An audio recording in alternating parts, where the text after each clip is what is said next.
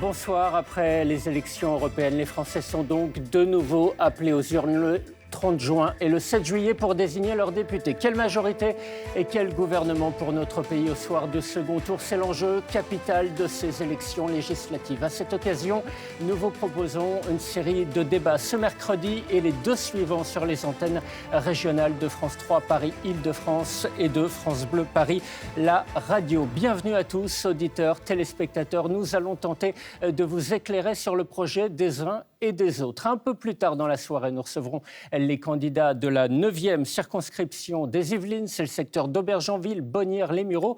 Mais d'abord, nous avons proposé à des représentants politiques élus dans différents territoires de notre région de confronter leurs idées, leurs propositions sur deux thématiques, le pouvoir d'achat et l'immigration. Pour la majorité présidentielle et le MoDem, Aude Luquet, députée sortante et de nouveau candidate en Seine-et-Marne. Bonsoir. Bonsoir. Pour la France Insoumise et le nouveau Front Populaire, Aurélie Trouvé, également députée sortante et candidate en Seine-Saint-Denis. Bonsoir. Bonsoir à vous. Pour le Rassemblement national, Aymeric Duroc, sénateur de Seine-et-Marne. Bonsoir. Bonsoir. Également avec nous, pour les Républicains, le maire du 17e arrondissement, candidat à Paris pour ces législatives. Bonsoir Geoffroy Boulard. Bonsoir. Bienvenue à tous les quatre. Alors je précise que votre temps de parole est chronométré et je veillerai à une forme d'égalité sur ce point. Une question d'abord sur la situation politique et cette hypothèse que personne ne peut écarter, celle d'une assemblée sans majorité claire au soir du second tour. Aymeric Duroc, Jordan Bardella dit vouloir l'union nationale, mais refuserait Matignon si vous n'avez pas la majorité absolue. N'est-ce pas contradictoire ? Alors déjà, excusez-moi, je pense que la question est quelque peu mal posée parce que la plupart des sondages, en réalité, disent que nous aurons une majorité absolue, notamment grâce à cet accord historique que nous avons passé avec les LR dans le cadre de l'accord avec Éric Ciotti, qui est toujours, je crois, le président officiel. Tous les sondages ne disent pas ça. Une grande majorité, en tout cas. En tout cas, Jordan Bardella l'a dit, c'est aussi l'esprit de la Constitution. Si nous n'avons pas de majorité absolue, il refusera évidemment le pouvoir parce que la majorité, enfin l'Assemblée nationale serait en effet ingouvernable. Mais je crois que nous nous engageons pour la victoire et nous aurons certainement une majorité. Les Français l'attendent et nous serons là pour la réaliser. Aurélie Trouvé, la gauche a réussi à se mettre d'accord en quelques jours sur des candidatures et un programme commun. Et s'il fallait élargir un peu plus ce soir du deuxième tour, avec qui ? Alors déjà, de la même façon, je fais d'abord le pari que nous aurons une majorité absolue. Et vous avez vu que dans les sondages, le nouveau Front Populaire est en pleine ascension, tout simplement parce que nous avons réussi cette alliance historique, pas seulement entre les forces de gauche, mais des forces syndicales, associatives. Vous avez vu que, par exemple, un grand syndicat, la CGT, appelle à voter pour le nouveau Front Populaire et bien d'autres forces citoyennes dans notre pays, tout simplement parce que c'est vrai, il y a la crainte de l'extrême droite qui soit au pouvoir le 30 juin et le 7 juillet. Donc j'appelle chacune et chacun à venir voter. Aucun vote ne doit manquer au nouveau Front Populaire, qui est aussi une rupture écologique, sociale et démocratique, avec, vous le savez, le programme d'Emmanuel Macron qui fait que nous en sommes là avec une extrême droite au plus haut. Mais vous aussi, vous dites nous n'irons pas à Matignon si nous n'avons pas de majorité absolue ? Nous verrons, ça fera partie des discussions, bien évidemment. Comme vous le savez, on a des instances collectives. Aude Luquet, Emmanuel Macron, mercredi dernier, a appelé à un rassemblement de ceux qui ne se reconnaissent pas dans la fièvre extrémiste. Personne n'a répondu à cet appel. Est-il crédible de penser qu'au soir du deuxième tour, il pourra y avoir des négociations ? Écoutez, je crois que la question qu'on doit se poser, c'est est-ce qu'on a envie de diviser les Français ou de les rassembler ? Et la question, elle est là. Et aujourd'hui, l'alternative qu'on nous propose, c'est de les diviser. Donc, c'est simple, on est en responsabilité, notre responsabilité en tous les cas d'élus, c'est de dire qu'on doit faire en sorte de faire ensemble et d'être sur des valeurs et non pas sur des programmes. Vous dites ensemble, mais avec qui ? Avec ceux qui vont se reconnaître dans cet arc républicain, avec ceux qui ne veulent pas diviser les Français, qui veulent se rassembler et qui veulent faire en sorte que l'on puisse vivre ensemble. Geoffroy Boulard, seriez-vous prêt, pour les Républicains, à soutenir un gouvernement d'union nationale ? Ou à y participer ? Nous, d'abord, les Républicains, on pense qu'on va être la surprise du premier tour. Avant de parler du deuxième tour, des accords et des tambouilles politiciennes, nous, on porte un projet qui est axé sur la liberté, sur le retour de l'autorité, évidemment sur le pouvoir d'achat des Français. Mais vous aussi, vous allez me dire on aura une majorité absolue ? Non, mais aujourd'hui, on ne va pas faire le second tour avant d'avoir passé le premier. La tambouille, les accords, ce n'est pas le sujet. On verra au soir du premier électeurs tour. veulent peut-être savoir Oui, comment mais se positionnera leur éventuel député, Bien quel sûr. qu'il soit. Mais nous sommes la droite républicaine, indépendante. Nous ne nous reconnaissons absolument pas dans ce qu'a fait Éric Ciotti, qui, franchement, éloigne encore plus les électeurs de la politique et du vote. Franchement, nous avons tous été choqués. Notre électorat l'est, et je pense que le sursaut républicain à droite sera au premier tour. Ligne indépendante au moins jusqu'au premier tour. Voilà pour ce premier tour de table. Alors, je vous l'ai dit, nous avons choisi 2 thèmes pour ce débat en direct, je le rappelle, sur France 3 Paris, Île-de-France et France Bleu Paris, le pouvoir d'achat et l'immigration. Le pouvoir d'achat, d'abord, les franciliens s'interrogent. Ils ont des questions pour vous. Écoutez. Qu'est-ce que vous comptez faire pour faire baisser les marges des grandes surfaces et sur les carburants? Que comptez-vous faire pour la hausse de l'électricité? Qu'est-ce que vous allez faire pour que le prix de l'essence soit moins important et qu'on ait moins de difficultés à pouvoir rouler? Comment obliger les entreprises, quelles qu'elles soient, même si elles sont en association, à augmenter les salaires des gens? À partir du 10 du mois, on n'a plus d'argent. Le porte-monnaie est vide. Du 10 jusqu'au 30, ça fait 20 jours à tenir. On voudrait savoir justement comment on fait dans ces cas pour tenir. Les salaires et le coût de la vie, 2 préoccupations pour les électeurs. Aurélie Trouvé, le Front populaire décrète dans son programme l'état d'urgence sociale sur la rémunération. Les salaires, d'abord, ça veut dire quoi concrètement? Alors, je vais faire le lien d'abord avec ce que vous avez demandé tout à l'heure. Je le dis, nous ne ferons aucune coalition qui ne permette pas de répondre aux besoins essentiels des gens, c'est-à-dire pouvoir d'abord manger à sa faim. Sachez qu'il y a 11 millions de personnes aujourd'hui qui déclarent avoir faim. C'est plusieurs millions supplémentaires en 7 ans de présidence Macron. Il y a des millions de gens de plus depuis 7 ans qui ne peuvent pas se loger correctement, qui ne peuvent pas être soignés correctement parce que nos hôpitaux publics sont dans un état exsangue. Donc, nous allons répondre à ces besoins. Et notamment, la question a été posée ici sur les super profits. C'est une très bonne question. Effectivement, les super profits, les profits des multinationales ont explosé. Parler des marges, pas des super profits. Alors, les marges, c'est les profits, excusez-moi. Donc, oui, je vous le dis, en économie, les marges, c'est les profits. Donc, les profits ont explosé et viennent, en fait, avant tout nourrir les dividendes des actionnaires, c'est-à-dire le revenu financier essentiellement des plus riches de notre pays. Et pendant que les gens galèrent de plus en plus, n'arrivent plus à boucler les fins de mois, comme c'est dit ici, eh bien, pendant cela, il y a des riches, des ultra-riches qui sont de plus en plus riches. Des multinationales qui ont de plus en plus de bénéfices grâce aux cadeaux fiscaux qui ont été distribués par ailleurs par la Macronie. Vos propositions ? Nos propositions, c'est une taxation des super-profits qui permettront d'ailleurs de faire redescendre les prix qui sont pour les gens au plus haut, et le blocage des prix, notamment de l'énergie. Et je le dis... Je pensais qu'on parlait des salaires. Ma question portait sur les salaires, la rémunération. Ensuite, très bonne question, c'est essentiel. Salaire, le SMIC à 1 600 € net, il est à 1 400 aujourd'hui. 200 € de plus. Voilà, 200 € de plus. C'est absolument nécessaire pour pouvoir vivre dignement de son travail avec une famille ou quoi que ce soit. On ne vit pas dignement avec 1 400 €. Et deuxièmement, très important, l'indexation des salaires sur l'inflation. Les prix se sont envolés. Il faut que les salaires suivent, car vous savez que depuis 2 ans, les salaires réels ont en fait diminué et c'est une catastrophe. Aude Luquet, la majorité sortante propose de relancer le dispositif de prime sans charge ni impôt. C'est ce qu'on avait appelé il y a quelques années la prime Macron. Le plafond serait porté de 3 000 à 10 000 €. On est d'accord, tous les patrons ne voudront ou ne pourront pas le faire ? Tous les patrons ne l'ont pas fait avant, donc il n'y a pas de raison, on va dire, de manière honnête, que ça se produise en augmentant effectivement le montant. Pour autant, il y a eu quand même 6 millions de salariés qui ont bénéficié de cette prime qu'on appelle aujourd'hui pouvoir d'achat. Donc je crois que ça, c'est un élément qui est très, très important. Et on a aussi augmenté la prime d'activité. Ce sont des choses qui ont marqué, qui ont effectivement amélioré les salaires, amélioré le pouvoir d'achat.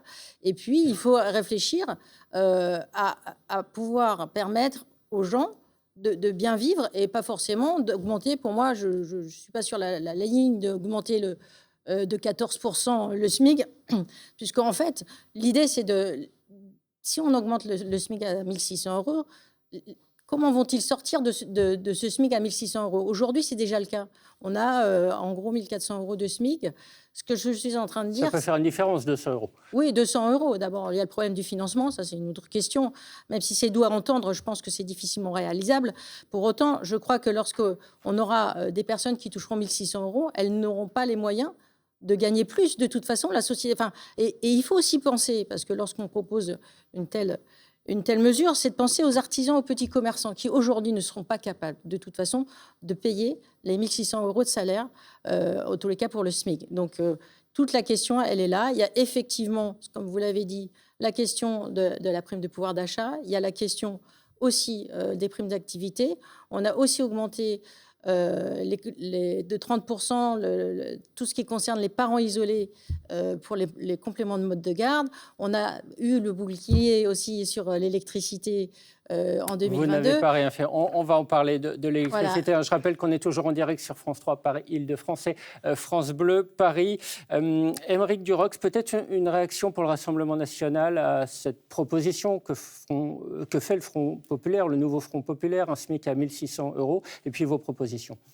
Alors tout d'abord, je suis ravi qu'on parle du pouvoir d'achat, parce que qui est la première, à l'occasion de la campagne présidentielle, à avoir parlé du pouvoir d'achat à l'époque où tous nos adversaires se moquaient de cette thématique? C'est Marine Le Pen, évidemment. Aujourd'hui, sur ce thème comme sur d'autres, tout le monde nous suit, et comme sur le second thème que nous aborderons sur l'immigration. Alors tout le monde ne vous suit pas forcément. Je crois que le SMIC à 1 600 €, c'est pas vous qui le proposez. Bien sûr que non. Vous avez d'autres propositions, faites-nous en part. Thématique. Quant à ce SMIC à 1 600 €, il est condamné par tous les économistes sérieux, parce qu'évidemment, il y aurait des conséquences inflationnistes, de même que l'indexation des salaires sur les prix. Évidemment, si vous augmentez du jour au lendemain les salaires, les prix feront de même. Donc ça n'a pas de sens en réalité. Et par ailleurs, il va y avoir une trappe aux petits salaires qui, là aussi, fera le lit de tous ceux qui ne gagnent pas beaucoup d'argent. Nous proposons quelque chose qui est de beaucoup plus concret pour la hausse des salaires. C'est la hausse de 10%. Nous proposerons aux entreprises de le faire. En échange, elles seront exonérées de cotisations patronales sur cette hausse de 10%. Je vais aussi répondre... Même chose, même remarque, certains patrons le feront, d'autres ne le feront pas. Bien sûr, mais en tout cas, nous, on sait qu'en économie libérale, il y a des démarches incitatives à produire, et on n'est pas dans une économie dirigée, on ne va pas imposer des choses comme le blocage des prix, etc. Tout ça n'a pas de sens. Je voudrais aussi répondre très concrètement sur le micro-trottoir que vous avez réalisé. Les gens, ils se sont plaints, les Français, de l'électricité, de l'essence, des fluides, etc. Il y a des choses très concrètes que nous ferons. Alors, nous exigerons... On va peut-être en parler dans un deuxième temps, du coût de la vie. Voilà. Je souhaiterais qu'on reste dans un premier temps, qu'on vous entende, Geoffroy Boulard, pour les Républicains, sur les salaires, la rémunération. Qu'est-ce qu'on peut faire aujourd'hui pour améliorer le quotidien, notamment des personnes modestes? Très concrètement, travailler sur la fiche de paye et rapprocher tout simplement le brut du net. Et ça, c'est très important, et ça passe par la réduction des cotisations sociales pour les salariés, notamment pour ceux qui gagnent jusqu'à 3 fois le SMIC. Il faut le faire, on en parle souvent, mais on ne le fait pas. Réduction des cotisations sociales, il me semble que c'est ce qu'avait fait Emmanuel Macron en 2017. Jusqu'à 3 fois le SMIC. Vous dites jusqu'à 3 fois le SMIC. C'est notre proposition, c'est marrant. C'est votre proposition également? Oui, mais bon, on a l'habitude que les Républicains reprennent ce qu'on dit en général. C'était une proposition de François Fillon, et opportunément, le Front National, le Rassemblement National l'a repris, comme c'est un parti attrape-tout sur toutes les propositions. On voit que les Français de même que sur la retraite qui pèsera, si elle revient à 60 ans, elle pèsera très fortement sur le pouvoir d'achat. Pour les carrières longues. Madame Trouvé, pour le nouveau Front populaire, est-ce que vous voulez répondre rapidement sur ces critiques faites sur le SMIC à 1 600 €? Conséquences sur inflationniste, dit Aymeric Durox, pour les petits patrons, peut-être difficile à supporter? Alors d'abord, ce que je voudrais dire, c'est que je pense que de la part du Rassemblement national de l'extrême droite, il faut éviter les leçons de crédibilité. D'abord, vous n'avez pas de programme, je l'ai cherché, il n'y en a pas. Il n'y a pas de programme, il y a encore moins évidemment de chiffrage économique. En vrai, votre programme, je ne vous ai pas coupé, monsieur, je pense que vous pouvez laisser parler les autres. Donc, en vrai, votre programme est une vraie arnaque, une imposture. D'ailleurs, vous êtes en train de revenir sur vos principales promesses, comme la retraite, l'abrogation de la retraite à 64 ans. Vous revenez sur les prix planchers, les prix rémunérateurs garantis aux agriculteurs. Vous dites que, effectivement, vous garderez le SMIC à 1 400 €, que tout le monde se dise, tous les smicards, qu'avec le Rassemblement national, le SMIC restera à 1 400 €. Et pourquoi? Parce qu'en vrai, et je vous ai vu voter depuis 2 ans dans la Commission des affaires économiques de l'Assemblée nationale, vous, en fait, vous votez toujours en faveur des intérêts des plus riches et des multinationales. Par exemple, vous n'êtes pas pour rétablir l'impôt sur la fortune. Vous ne voulez aucune fiscalité nouvelle sur les plus riches et les multinationales. Pire, vous voulez augmenter les exonérations de charges patronales. Ça va évidemment pilonner les caisses de l'État et vous serez incapable de faire aucune mesure sociale. C'est pour ça que d'ailleurs vous revenez sur Aymeric Durox, mesure d'abrogation de la réforme des retraites à 64 ans. Est-ce que vous voulez répondre rapidement sur ce point et on enchaîne? Sur le point de la crédibilité budgétaire de la part de aucune mesure sociale, dit. Et je viens d'en parler sur la hausse, évidemment, de 10% que nous proposerons. Je peux aussi parler de ce que nous ferons sur les fluides, des choses très concrètes. Nous sortirons des règles. On va y venir. Tout ça, c'est sérieux et c'est crédible. Bon. Allez, on l'a entendu, hein, le coût de la vie, les prix de l'énergie et de l'alimentation notamment sont une préoccupation pour beaucoup de Français. Aude Luquet, pour la majorité présidentielle, les tarifs du gaz au 1er juillet, de l'électricité au 1er août vont encore augmenter. Est-ce que c'est inéluctable ? Écoutez, en tous les cas, c'est le lien que nous avons au niveau européen et effectivement, le gaz aujourd'hui, c'est inéluctable. Je pense que c'est inéluctable. Aujourd'hui, prendre globalement cette idée... Je vous pose la question parce que vos concurrents, je vais leur donner la parole, disent qu'ils ont des solutions. Voilà. Oui, il y a beaucoup de solutions. Et c'est vrai qu'il y a beaucoup de solutions, il y a beaucoup d'impôts. Il n'y a pas beaucoup de réponses, en tous les cas, en termes de crédibilité de financement, lorsqu'on regarde les programmes des uns et des autres.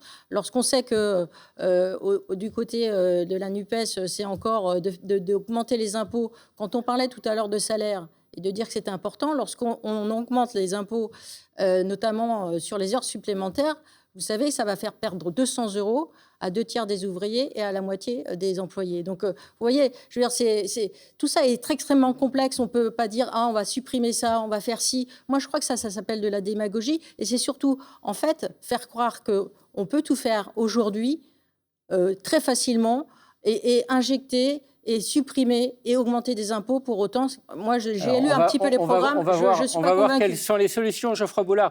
La droite s'engage à réduire les prix de l'électricité dans les propositions que vous faites. Est-ce tout de suite et surtout comment ? Alors d'abord, il y a un sujet structurel, c'est de relancer la production en matière nucléaire, parce que ça a été complètement arrêté. On a perdu beaucoup de temps. Résultat, on a un coût de l'électricité plus élevé pour les familles, c'est concret. Donc ça, c'est un travail de long terme. Voilà, c'est ce que j'allais dire. De long terme, mais il faut le faire. Ça va pas se faire tout de suite. Mais il faut le faire, parce que si on ne le fait pas, vous voyez ce qui s'est passé. Fessenheim, on a arrêté le projet Astrid aussi. Tout ça, ça a un impact. Et puis, on a un vrai sujet, c'est que le premier poste de dépense avant le logement, même, c'est effectivement les dépenses d'énergétique. L'État, il s'est gavé. Il a profité de la crise pour augmenter un certain nombre de taxes, et notamment, je pense notamment le gaz.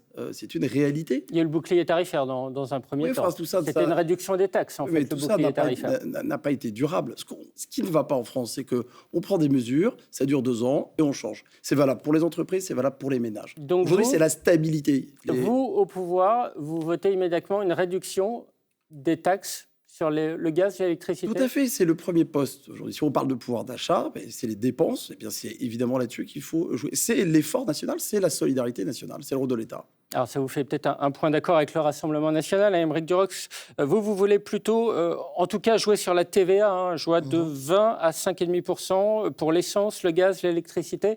Là, vous dites que l'État a les moyens? Alors, tout à fait. Nous ferons un projet de loi de finances rectificative en plein été pour, en effet, baisser la TVA de 20 à 5,5 sur les fluides, en effet.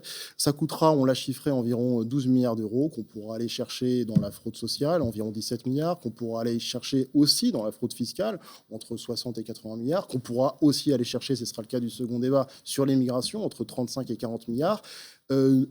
Quelque chose qui n'a pas été évoqué, parce qu'ici, il y a plutôt une doxa européenne. Nous savons que l'Europe nous impose des normes et des blocages qui ne respectent pas la structure de la production française. Nous exigerons, comme l'ont fait l'Espagne et le Portugal, de sortir des règles contraignantes. Alors, avec une particularité. Ils ont obtenu 30% de baisse immédiate. Oui, mais l'Union européenne a dit à titre exceptionnel, en raison de la particularité géographique de la péninsule ibérique, qui est un peu, par rapport au réseau, je ne suis pas un grand connaisseur, mais coupé du reste de l'Europe, ce qui n'est pas le cas de la France. Alors quand vous êtes la France, deuxième économie, deuxième démographie, seul membre du Conseil permanent de l'ONU, vous pouvez dire à la commission non élue, on le fera parce que les Français le veulent. Surtout que nous avons l'énergie, grâce au plan Mesmer des années 70, la plus sûre, la plus pilotable, la plus décarbonée. Et en réalité, Henri Pruglio, PDG d'EDF, il a dit il y a 2 jours, il n'y a rien qui justifie cette augmentation de 45% des prix d'électricité depuis 2 ans, parce que les coûts de production n'ont pas augmenté d'autant, loin s'en faut. Donc il y a un scandale et il y a des économies très importantes à aller chercher pour les Français, et nous le ferons. Aurélie Trouvé, à gauche, vous dites, on bloque les prix de l'énergie, des produits de première nécessité. Les fournisseurs de gaz, d'électricité, les industriels de l'agroalimentaire, ils n'auront pas le choix? Alors, je vais vous donner un exemple, c'est le prix de l'essence. Oui, nous bloquerons les prix de l'essence. Qui va payer la note, entre guillemets? C'est tout simplement ces grandes multinationales de l'énergie, comme Total, qui fait des bénéfices records. Et vous savez que le premier facteur d'augmentation des prix de l'essence, comme de l'alimentation, ce sont ces super profits réalisés par ces grands industriels, ces multinationales. Et d'ailleurs, je le dis en réponse, nous travaillons avec des dizaines et même des centaines d'économistes. Je le suis moi-même de métier. Et nous travaillons justement sur ce type de mesure qui permettra de s'attaquer à la première source d'augmentation des prix, c'est ces profits réalisés par les multinationales. Alors, je rappelle qu'on est toujours sur France Bleu Paris, Île-de-France. Les auditeurs de radio nous suivent. Et peut-être même certains de vos électeurs se posent la question, est-ce qu'on peut le faire? On se souvient qu'il y a quelques mois, le gouvernement avait demandé presque à Total de faire un effort, de bloquer les prix à 2 euros. Vous dites ça, on peut l'imposer? Bien sûr, il y a plein d'économistes qui soutiennent, de très nombreux économistes qui soutiennent cette mesure. Et je voudrais parler d'un deuxième poste très important de dépenses des ménages, et de plus en plus, c'est le logement, vous le savez. Nous proposerons des centaines de milliers de logements sur 5 ans supplémentaires de logements sociaux. Vous savez qu'il y a des communes qui ne respectent absolument pas la loi et les règles et qui n'en construisent et n'en proposent quasiment pas. Et puis, nous plafonnerons, nous bloquerons réellement les prix des loyers, parce qu'aujourd'hui, nous avons une envolée des prix qui n'est plus possible. Et puis, dernier élément, je voudrais répondre à la question de la fiscalité. Nous ferons baisser, et je m'y engage et nous l'avons chiffré, nous ferons baisser les impôts d'une majorité de Français. Ceux qui paieront plus, y compris l'impôt sur le revenu, qui sera beaucoup plus progressif. Et il est vrai, par contre, certains vont payer plus cher. que les ultra-riches, je le dis, uniquement les ultra-riches. Les ultra-riches. À partir de combien ultra-riches? Grosso modo, tous ceux qui gagnent moins de 4 000 euros paieront moins d'impôts. Par contre, il est vrai que la fiscalité sera beaucoup plus importante sur ceux qui ont un très gros patrimoine. Je rappelle que les 500 plus grandes fortunes de France possèdent près de la moitié de la richesse française. Et que les riches, les très riches, les 0,1% les plus riches n'ont jamais été aussi riches, et que les inégalités ont explosé encore en quelques années. Nous sommes les seuls ici sur ce plateau à demander, à exiger que ceux qui gagnent le plus payent beaucoup plus, et que ceux qui gagnent moins, eh bien, ils versent moins aux impôts. Geoffroy Boulard, une réaction pour les Républicains. Moi, je crois que sur les carburants, il y a quelque chose qui n'est jamais fait, on en parle toujours, c'est vraiment baisser les taxes sur les carburants. Plutôt de dire on va bloquer les taxes, on sait que ça représente beaucoup dans le prix à la pompe.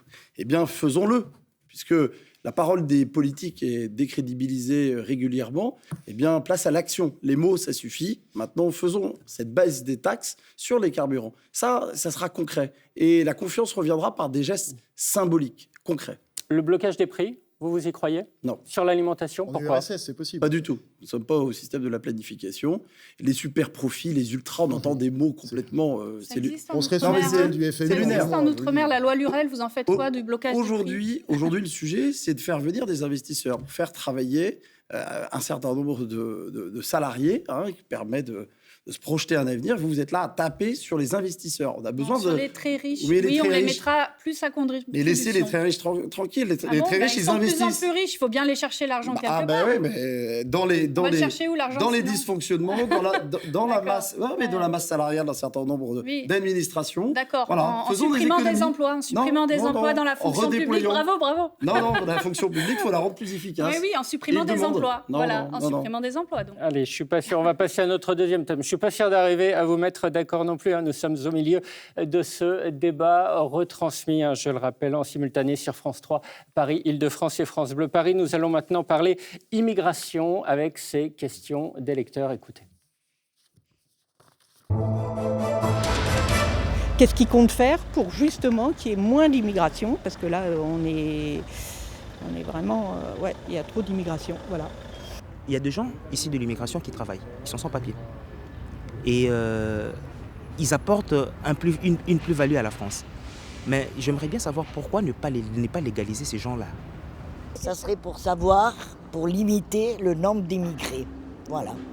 Et qu'ils aient moins d'aide que nous, on n'a pas. Aude Luquet, le gouvernement a fait voter une loi controversée en fin d'année dernière, la loi Asile et Immigration. Faut-il aller plus loin ou considérez-vous avoir trouvé un équilibre ? Écoutez, le texte qui a été voté, d'abord, il faut rappeler que le texte initial n'est pas forcément celui qui est sorti et qu'il y avait quand même beaucoup de mesures qui étaient anticonstitutionnelles. Alors, je vais être très précis. Par exemple, le point le plus controversé de la loi, c'était la durée de séjour minimum pour accéder à certaines allocations, les APL, les allocations familiales. La gauche a considéré que vous mettiez en place une sorte de préférence nationale. Le Conseil constitutionnel a censuré l'article de loi en question. Est-ce qu'il faut le remettre sur la table ? Moi, je crois que la question aujourd'hui, c'est qu'il faut effectivement agir sur les leviers d'intégration. Il y a des personnes qui sont effectivement sur notre territoire, qui sont intégrées, qui parlent la langue française, qui travaillent. Et il faut avoir ce regard-là pour toutes les personnes qui arrivent. Ça, c'est une certitude et c'est ce que nous portons, nous, dans le groupe démocrate. C'est-à-dire qu'il y a des valeurs humanistes et on y tient. La France est une terre d'accueil. La France est le pays des Lumières. Ça, c'est une certitude. Nous, en tous les cas, ça a été un débat au sein de notre groupe lorsqu'il y a eu ce texte qui est arrivé. Vous avez pu voir que tout le monde n'a pas voté de la même façon chez nous. Et justement, parce qu'on a ce regard-là, je crois que c'est important, d'une part, d'avoir les leviers d'intégration, mais d'autre part, de faire en sorte que ceux qui représentent une menace pour l'ordre public puissent être expulsés le plus rapidement possible. Est-ce qu'aujourd'hui, vous dites, pour répondre à ma question, est-ce que vous êtes arrivé, selon vous, au bon équilibre malgré les censures du Conseil constitutionnel ? On est, en tous les cas, on est arrivé à un certain équilibre qui a aussi été complété par la loi, le pacte Asile-Immigration qui a été voté aussi au niveau européen. Et je crois que l'un ne peut pas aller sans l'autre. C'est-à-dire qu'on avait besoin aussi d'un texte européen pour répondre à ce problème de l'immigration. Et on le voit bien, quand en Italie, on a une chef de gouvernement de l'extrême droite qui, à la base, n'est pas favorable à l'immigration, a quand même appelé au secours l'Europe lorsqu'il y a eu ces problèmes-là. Donc, comme elle a aussi, aujourd'hui, régularisé 400 000 étrangers en Italie parce qu'il y avait des problèmes de tension au niveau du travail. Aymeric Duroc, je rappelle que vous êtes sénateur de Seine-et-Marne. Votre parti, le Rassemblement national, veut faire voter une loi d'urgence sur l'immigration. Qu'est-ce que vous changeriez concrètement ?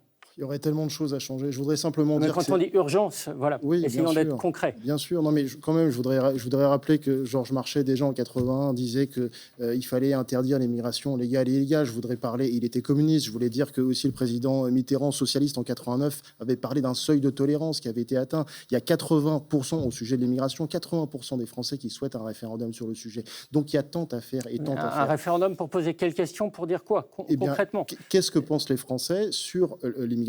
Et ça, ce sera possible en 2027 à l'accession de Marine Le Pen à la présidence. Nous poserons, via l'article 11, un référendum au peuple français. Et si la réponse, comme tout le semble le supposer, sera favorable quant à l'arrêt d'une immigration, eh bien, nous en profiterons pour inverser la hiérarchie des normes et pour que la décision du peuple français qui souhaite, vous l'avez vu, mais concrètement, essayons d'être concrets, Aymeric Duroc. Au moins une mesure. Concrètement, Jordan Bardella l'a dit à maintes reprises, la suppression du droit du sol. Concrètement, une augmentation des subventions publiques au CRA, également l'augmentation par des moyens très conséquents des OQTF, les obligations de quitter le territoire français, qui sont, il y a un taux de réalisation de 6,9%, ce qui est ridicule, ce qui envoie un message de faiblesse. Également des contrôles immédiats, ce que nous ferons dans les jours, des contrôles au passage à Menton, au col de l'Échelle, dans les Pyrénées, là où les migrants passent. Ils passent parce qu'il n'y a pas de protection. Donc il y a des choses très concrètes, très rapides à faire parce que les Français le veulent. Et avec le pouvoir d'achat, là aussi nous avions raison avant les autres, c'est le sujet numéro 1. Donc il faut écouter les Français et il faut limiter d'urgence l'immigration massive, légale et illégale. Est-ce que vous pensez que si on ferme nos frontières, les autres vont laisser leurs frontières ouvertes? C'est-à-dire que nous, on va effectivement fermer nos frontières et nos voisins vont les laisser ouvertes pour qu'effectivement on n'ait aucun résultat en termes d'immigration. Et en plus, ce qui est très, très surprenant, parce que vous dites que l'immigration, c'est important, qu'il faut une loi d'urgence, le référendum, vous le reculez, vous le proposez qu'en 2027. Il faut être cohérent. Parce que faut être cohérent. Nous sommes très cohérents sur ce sujet, je pense que tous les Français le savent, évidemment, et parce que c'est un acte présidentiel, et ça se fera avec l'élection de Marine Le Pen, qui sera un pré-référendum, parce que si, évidemment, elle est élue, évidemment que cela signifiera que les Français sont prêts à ce grand référendum, et parce que c'est une question tout simplement vitale pour tous les Français. Non, mais écoutez, vous n'avez rien fait. Monsieur Macron vient de dire que le projet de la NUPES 2 était immigrationniste. En cela, il a raison. Mais on reconnaît bien là le double langage. Un jour, il parle aux électeurs de gauche. L'autre jour, il parle aux électeurs de droite. Tout cela est ridicule. Il fallait faire des choses. Il n'a rien fait. Alors que je le disais en préalable, ça fait 40 ans que cette question vitale, passionne les Français et les inquiète. Il faut d'urgence agir. Nous sommes en 2024 et toujours en direct sur France 3 Paris, Île-de-France et France Bleu Paris. Geoffroy Boulard, qu'est-ce qui distingue aujourd'hui concrètement les Républicains du Rassemblement national sur cette question de l'immigration ? On est constant. On a proposé une réforme constitutionnelle que Emmanuel Macron n'a pas voulu. Et donc, on souhaite tout simplement protéger nos frontières. On souhaite tout simplement que le modèle, l'attractivité du modèle. Protéger les frontières, est-ce que ça veut dire de nouveau des postes frontières à l'intérieur de l'Union européenne ? On a un véritable sujet avec Schengen. La Roumanie est rentrée aux 2/3 dans Schengen. Et il reste le Schengen terrestre, qui est un vrai sujet aujourd'hui. On doit revoir au niveau européen un certain nombre de règles, parce que l'idée n'est pas de s'enfermer. L'idée est de maîtriser une immigration qui est devenue incontrôlable. Et donc, il y a plusieurs mesures qui doivent être prises très rapidement. On en parle souvent, mais c'est jamais fait. Les ordres de quitter le territoire français ne sont pas exécutés. Ça vous fait un point d'accord ? Voilà. Non, je n'ai pas de point d'accord. Nous, on est très constant là-dessus. On n'a pas besoin des mesures du Rassemblement national. On pense aussi qu'un délit de clandestinité doit être remis en place, parce qu'aujourd'hui, on a une véritable difficulté avec un certain nombre d'étrangers qui sont en situation irrégulière et qui, aujourd'hui, n'ont rien à faire sur le territoire français. Un chiffre très parlant en Île-de-France, dans les transports, c'est 80% des vols et des agressions qui sont malheureusement commises par des étrangers. C'est des statistiques du ministère de l'Intérieur, donc je vous donne des chiffres. C'est une réalité. On ne peut pas se cacher derrière son petit doigt. On a un problème avec une dépopulation qui n'ont rien à faire ici. Et l'État, dans sa fonction régalienne, doit affirmer son autorité et utiliser les outils qui existent et qui ne sont pas appliqués. Aujourd'hui, c'est l'exécution des lois qui fait défaut. Ce n'est pas plus de lois, c'est l'exécution et le contrôle des lois. Aurélie Trouvé, pour LFI, la gauche est très claire dans son projet, suppression de la loi immigration. Tout est acheté, même la régularisation des travailleurs dans les métiers en tension, c'était également dans le texte. Revenons d'abord sur la loi asile-migration, votée il y a quelques mois, main dans la main entre les députés d'Emmanuel Macron et l'extrême droite, qui est une loi qui criminalise les migrants, qui s'attaque à des piliers de la République française, le droit du sol, le fait que quand on est né en France, on devient français, c'est un droit qui existe depuis 200 ans. Vous vous rendez compte à quoi on s'attaque ? C'est une loi cruelle, c'est une loi injuste, mais c'est aussi une loi qui est mauvaise sur le plan économique, parce qu'en réalité, on a une population qui vieillit et qu'on a besoin aujourd'hui de personnes migrantes qui viennent travailler, consommer, qui versent des impôts et qui vont au contraire être bonnes pour l'économie. Et toutes les études économiques montrent qu'au contraire, la migration permet d'augmenter le produit intérieur brut. Je veux dire, même... Donc la régularisation dans les métiers en tension, vous approuvez ? Même le patron, d'ailleurs, le soutien. Et dernière chose, c'est une chance sur le plan culturel, sur le plan du métissage, du brassage, évidemment de nos différences, de nos savoir-faire aussi. Donc c'est à la fois, nous on considère la migration comme une chance, effectivement. Et le vrai problème aujourd'hui, il est celui de l'accueil, parce que ce qui crée le désordre, c'est le fait de ne pas accueillir, ou plutôt d'accueillir dans des conditions inhumaines, des gens qui du coup sont incapables de pouvoir s'intégrer. Aude Luquet, je me permets d'insister quand même, je reviens sur cette question, cet article de loi qui a été censuré par le Conseil constitutionnel, imposer une durée minimum pour toucher certaines allocations. Voilà, c'est ce que défendait le Rassemblement national depuis des années, la préférence nationale. Le Conseil constitutionnel a dit non. Est-ce que, pour vous, il faut remettre cette question sur la table ? Non. Voilà. Pour ma part, je pense qu'il ne faut pas le remettre sur la table. Est-ce que c'est une position personnelle? Je pense qu'elle est Parce que partagée par un bon nombre de mes collègues du groupe démocrate. Je ne pense pas qu'on doit conditionner les allocations à la durée de temps. On en rencontre beaucoup de personnes sur nos circonscriptions. On en rencontre. On sait, il y a un certain nombre de personnes qui sont de bonne foi, qui sont là depuis longtemps, qui travaillent, qui élèvent leurs enfants. Il ne faut pas généraliser. Il faut arrêter de généraliser. Il faut arrêter de Il stigmatiser. n'y a pas de problème avec l'immigration. on a compris. Et effectivement, il faut arrêter de dire que les étrangers coûtent. Effectivement, au niveau de l'OCDE, c'est prouvé, il y a 1% de 1,4%. 1% de PIB. 1,4. Monsieur Durox. Ah, je précise. Oui, 1,4% oui, de oui. coût, madame. Mais voilà, je veux dire, il faut aussi avoir un côté humaniste et pas simplement de calculer et de se dire qu'on peut surfer sur effectivement l'immigration pour faire des points, pour faire etc. etc. L'intérêt aussi pour notre pays, et les entreprises le disent, les patrons de BTP sont en attente justement d'avoir des personnes qui peuvent travailler. Ça, c'est une réalité. Il y a des problèmes de recrutement. Il faut arrêter de penser que forcément ceux qui viennent dans notre pays, il y en a qui sont là depuis très très longtemps. On est terre d'asile. C'est le côté humaniste. Après, je peux vous dire que ceux qui sont sur des délits, ceux qui ne respectent pas nos valeurs républicaines, il faut les mettre dehors. Après, toute la question, moi j'entends aussi les OQTF. Bien sûr qu'on peut ne pas être satisfait qu'il y en ait autant. Comment on fait? Comment fait-on pour mettre, soi-disant, tout le monde dans un avion? Quels moyens vous pouvez avoir pour effectivement renvoyer les personnes dans leur pays d'origine? Geoffroy Boulard, vous êtes un petit peu en retard en temps de parole pour les Républicains. J'aimerais vous entendre également. C'est une mesure, ce délai minimum de séjour en France pour toucher des allocations que votre famille politique a défendu il y a quelques mois. Oui, on parle des aides comme l'aide médicale d'État. C'est un des symboles de l'attractivité d'un modèle social pour les étrangers. Vous avez aussi des aides non contributives. Alors, je précise que le Sénat avait voté en faveur d'une réforme de l'aide médicale d'État qui était très réduite, et qu'ensuite, entre députés et sénateurs... Les étrangers ne viennent pas en France pour l'AME, vous demandez... Non, ils viennent pour d'autres aides, je peux vous le dire. Et l'argent retourne dans les pays d'origine. Il suffit d'aller sur le terrain, de rencontrer... Non, mais je vous parle d'autres aides. C'est un symbole. C'est un symbole, il y en a d'autres. Et donc, l'attractivité du modèle social pour les étrangers français, et donc on doit le revoir, on doit le limiter. C'est pas possible qu'on vienne pour chercher des aides et pas travailler en retour. Et que l'argent perçu retourne dans le pays d'origine. Je le dis très clairement. C'est pas normal. On peut être généreux autrement. On n'est pas obligé de développer un modèle qui donne un appel d'air. Et on est derrière incapable de gérer.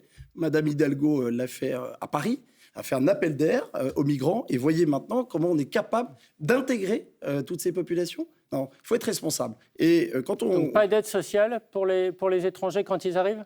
Non, mais après, il y a des situations des étrangers. C'est ce que le Rassemblement national, le Front national de l'époque appelait la préférence nationale, et qui indignait tout le monde il y a quelques années. Il y a plusieurs situations. Il y a l'asile politique. 1932, non, mais attendez, c'est pas tous les étrangers. Il y a des situations où la France doit répondre à sa tradition, issue des Lumières, d'accueil de populations qui sont en danger. Personne ne le remet en cause, peut-être le Front national, mais pas les Républicains.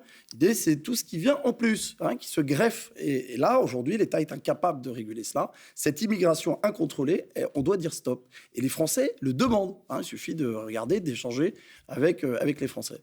Aymeric Durox, vous voulez répondre peut-être à Madame Luquet? Oui, parce que je trouve que ces propos, et même les propos en général, sont extrêmement méprisants vis-à-vis notamment du micro-trottoir que nous avons vu, méprisants vis-à-vis des attentes des Français. Il y avait des avis très partagés. Non, 2 sur 3. 2 oui, sur 3 2 sur 3, vous savez, c'est les hasards du micro-trottoir. Oui, bien sûr, c'est un hasard. C'est un hasard, bien sûr. 2 sur 3 qui étaient sûrs pour la limitation et qui faisaient un appel à l'aide. Et ici, on a des politiciens qui nous disent, en fait, vous inquiétez pas, on va rien changer. Il faut écouter ce que disent les Français. Quelques chiffres. Je voudrais aussi réagir sur ce qu'a dit Madame Luquet. En termes de coûts induits d'immigration, l'OCDE, c'est pas n'importe quoi, nous disent que ça représente 1,4% du PIB. Le CEPI, le Centre d'études prospectives d'information internationale, nous dit que c'est 1,6%, même 1,61 exactement. Ça fait entre 35 et 40 milliards. Qu'est-ce que ça représente? Bien sûr, il y a l'AME, c'est 1,6, il y a aussi 10 autres prestations, c'est à peu près 200 millions de plus. Mais on peut parler aussi, si on évoque le cas des Algériens, qui sont la nationalité la plus représentée en termes d'immigrés. Vous savez que 47% des Algériens présents en France sont au chômage. Vous savez Alors que c'est un coût. Mais alors quoi, en termes de prestations sociales, pour des gens qui ne travaillent pas, le RSA, etc., pour des gens qui sont illégitimes, qui ne travaillent pas, l'immigration, 13% seulement de l'immigration est économique. Le reste, c'est du regroupement familial. C'est des gens qui viennent ici parce que l'herbe est plus verte. Mais il faut qu'ils restent dans leur pays pour développer leur pays. On ne peut pas accueillir toute la misère du monde. Là encore, c'est quelqu'un qui disait il y a 30 ans. Eh bien oui, pourquoi donc pas. de l'aide au développement. Oui, comme vous le mais ça, souhaitez. on est tout à fait pour. Ça fait partie du programme. Il y a 1 million de clandestins en France. Chaque année, il y a 500 000 immigrés qui viennent en France. Mais je ne sais pas si vous vous rendez compte le niveau de délire. Le préfet de Seine-Saint-Denis disait qu'il ne savait même pas combien il y avait d'immigrés dans son département. On en est là. Et le résultat très concret, c'est des zones qui sont devenues des cloaques, impossibles à vivre. Porte de la Chapelle à Paris, monsieur l'a dit, c'est une grande partie de la Seine-Saint-Denis. C'est des choses très concrètes. Les Français n'en veulent plus.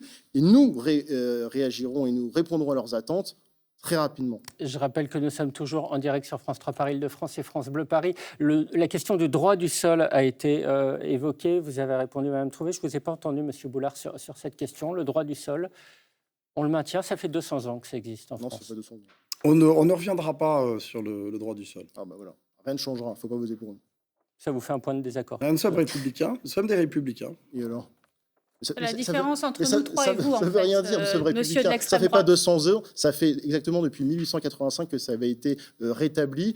Et la République, les débuts de la Troisième République, donc, c'était basé sur le droit du sang. Vous voyez, ça ne veut rien dire, ça évolue. Et pourquoi on a fait le droit du sang? Pourquoi on a fait le droit du sol? Pour avoir plus de soldats. Parce que déjà, à l'époque, la démographie française était en berne. Donc, en fait, on a fait venir des étrangers à l'époque pour se battre, comme on fait venir aujourd'hui des étrangers, comme l'extrême gauche le veut, pour faire les boulots que certains ne veulent pas faire. C'est une forme d'exploitation et nous refusons cela pour eux, par humanité. Excusez-moi, la France a été capable d'intégrer les Portugais, les Italiens, les Polonais au début du XXe siècle. Vous êtes de droite ou immigrationniste, monsieur? Non, attendez.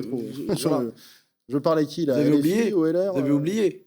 Non, j'ai pas On a oublié. des Italiens, donc je peux vous en des parler, Polonais. Oui. Des Portugais, des Espagnols. Où est-ce que vous voulez en venir? Ah, Jordan Bardella, ça vous parle? Non, ils sont totalement assimilés. Ce qui a été raté, c'est effectivement dans les années 60, nous n'avons pas su intégrer, assimiler un certain nombre de... Non, mais moi je vous explique, parce que vous voulez revenir sur... Expliquez-moi. Vous êtes prof d'histoire, donc voilà, c'est vous faites un cours d'histoire sur le droit du Oui, sang. expliquez-moi. Moi, je vous explique aussi ce qui s'est passé au XXe siècle. Et vous avez beaucoup de familles, françaises qui ont du sang mêlé, vous voyez, et peut-être le vôtre d'ailleurs. Et alors, voilà. C'est la tradition. Qu'est-ce que vous expliquez? C'est ce qui nous différencie. J'ai pas très bien dans les arbres compris. généalogiques. Aude Luquet, question importante, s'il vous plaît. Un bougli-bougla qui veut rien dire. Aude Luquet, mercredi dernier, dans sa conférence de presse, Emmanuel Macron a expliqué vouloir renforcer le contrôle des mineurs étrangers non accompagnés qui posent, dit-il, un problème de sécurité. Concrètement, qu'est-ce que vous pouvez proposer? Alors, je vous rappelle que les mineurs non accompagnés sont gérés par les départements. Par les départements, c'est l'aide sociale à l'enfance. C'est l'aide sociale à l'enfance. C'est le président qui en a parlé, c'est pas moi. Oui, tout à fait. Le président peut effectivement en parler. Aujourd'hui, ce sont les collectivités et ce sont les départements qui gèrent les mineurs non accompagnés. Il faut, en tous les cas, gérer tout ce qui est violence et faire en sorte, comme je le disais tout à l'heure, sur tout ce qui est trouble à l'ordre public, que ce soit des MNA ou pas des MNA, il faut faire quelque chose, et il faut répondre, et il faut avoir une réponse pénale qui soit rapide et efficace. Mais voilà, sur les MNA, aujourd'hui, sauf à modifier, effectivement... Mineurs étrangers non accompagnés, des jeunes qui sont là sans leurs parents. Sauf à modifier les compétences des collectivités. Moi, je l'entends, le président. Mais il va falloir, effectivement, qu'on se mette autour d'une table si on veut le faire ensemble. Mais on ne peut pas imposer. On ne peut pas l'imposer au département. C'est le département qui gère les MNA. Geoffroy Boulard, sur cette question, c'est un problème... Ils sont là, en tout cas, ces jeunes, on les voit dans Paris, en banlieue, en grande banlieue même. Qu'est-ce qu'il faut faire? Et on voit des collectivités qui ne savent pas gérer ce problème, parce qu'on leur a redonné la responsabilité. L'État, c'est finalement à trouver encore les collectivités pour gérer cette problématique. Et je le vois dans Paris, on a des collectivités extérieures même à la ville de Paris qui réquisitionnent des hôtels, qui passent des marchés à des entreprises qui font tout simplement de l'hébergement des MENA. Donc il n'y a absolument pas d'accompagnement et on a les conséquences dans la rue très vite. Voilà. Donc aujourd'hui, c'est ça la réalité. Donc l'État s'est déchargé sur les collectivités. Aurélie Trouvé, qui aujourd'hui ne sont pas pour la France Insoumise. D'un mot vraiment très court sur cette question. Je vous voyais approuver ce que disait Geoffroy Boulard. C'est peut-être la première fois dans ce débat. Oui, mais d'abord, je crois que nous sommes d'accord, sauf l'extrême droite, sur nos valeurs républicainnes quand même de fond. Et effectivement, pour qu'il y ait l'ordre, il faut... Qu'est-ce que ça vient faire là? Rapidement, s'il vous plaît, Monsieur Boulard, on approche du terme. Pour qu'il y ait de l'ordre, il faut qu'il y ait un accueil digne des migrants, un accueil humain et notamment des enfants. Bien sûr, il faut davantage de moyens. Et je le dis, le désordre, il sera s'il y a des gens comme d'extrême droite au pouvoir qui mentent en permanence, parce que depuis tout à l'heure, vous mentez en permanence. Il n'y a absolument pas de vague submersive d'immigration. Vous êtes un parti raciste. Merci, on va s'arrêter là. Et je dis vraiment à tout le monde, pour cette conclusion de merci à tous les quatre. Voilà pour ce premier débat de la soirée. Merci à tous les quatre, vraiment. Merci à tous les quatre d'avoir joué le jeu et accepté de confronter vos idées sur les antennes du service public radio et télévision. Le deuxième débat, c'est maintenant. Restez avec nous. Je passe tout de suite la main à Florent Carrière. Bonsoir, il arrive. William. Bonsoir Florent. Bonsoir à tous. Et bonsoir à vous si vous nous rejoignez sur France 3 Paris-Île-de-France et sur France Bleu Paris-Île-de-France. Nouveau débat, nouveau thème. On va parler sécurité et on va parler emploi et chômage. Et pour illustrer ces deux nouveaux thèmes, une circonscription, la 9e des Yvelines, une circonscription de 135 000 habitants environ, répartis dans les cantons d'Aubergenville, de Houdan, de Bonnières-sur-Seine, de Guerville, plus les villes, vous le voyez, des Mureaux et de Chappais.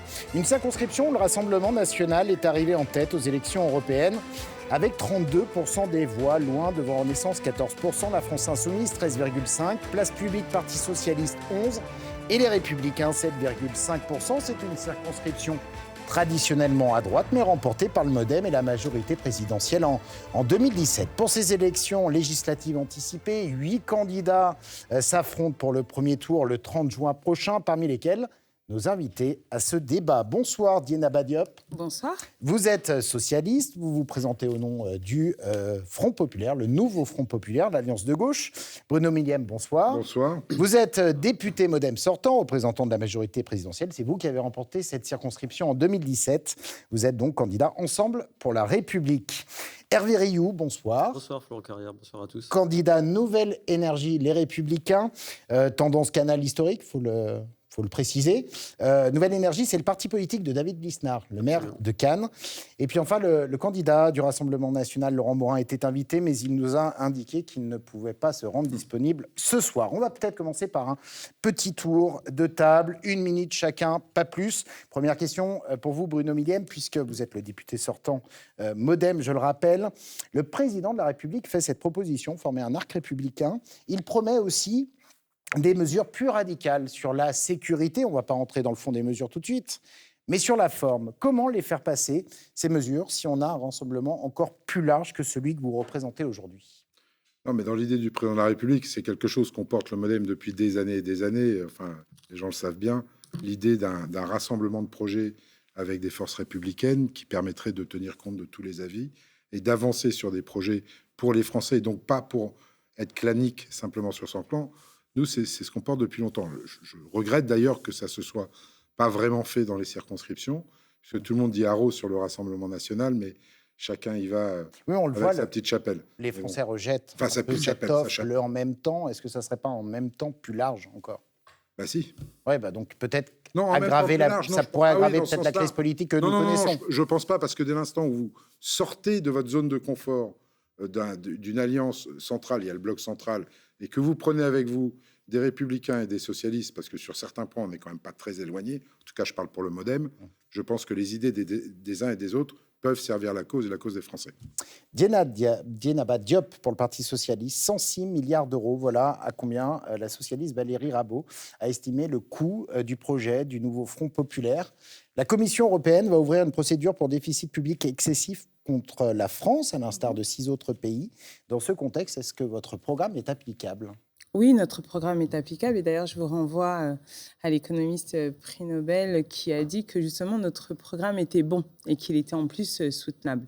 Vous savez, nous nous appelons le Front populaire, c'est pas pour rien parce que justement nous voulons entrer dans les pas de celles et ceux qui en 1936 ont réalisé de grandes conquêtes sociales et pourtant la France était dans un état catastrophique. Tout le monde a crié en disant que ça ne pourrait peut-être pas se faire. Et puis finalement, nous sommes rentrés dans les 30 glorieuses. Donc vous savez, lorsque nous prenons ces décisions, lorsque nous avons bâti ce programme, il est chiffré, nous savons qu'il va y avoir un petit moment où on va un petit peu creuser, c'est vrai. Mais donc vous acceptez de laisser filer. Nous l'acceptons parce que dans un premier temps. Parce que ça sera, dans un premier temps, ce sera transitoire. Et moi, j'estime que on peut se permettre de creuser un petit peu le déficit pour pouvoir redonner du pouvoir d'achat et pour pouvoir donner à celles et ceux qui en ont le plus besoin la possibilité de vivre dignement de leur travail.